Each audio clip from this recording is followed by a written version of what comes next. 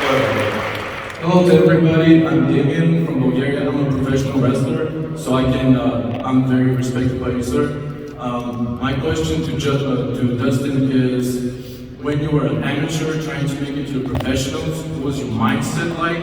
And also, when you made it to professionals, how did you balance between your professional life as a fighter and also family life? Thank you.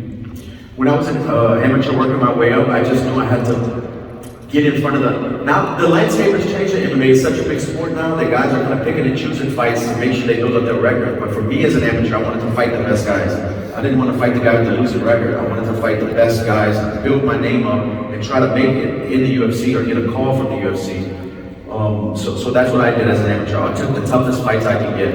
And I also, in the back of my head, knew if I made mistakes in these fights, then my record is going to be back to zeroed out when I turn pro. So I wanted to learn as much as I could before I made that step into professional fighting.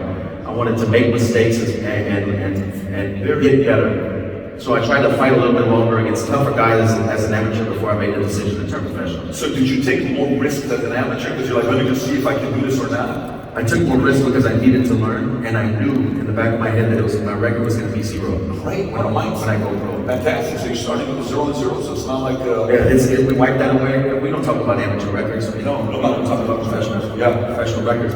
And then obviously when you go pro, then you want to fight guys that in favorable matchups, build your name up, and then fight the best guys in the world. But as an amateur, I had the opposite mindset. I wanted to fight the toughest guys. Sick mindset. Tell me. Tamara.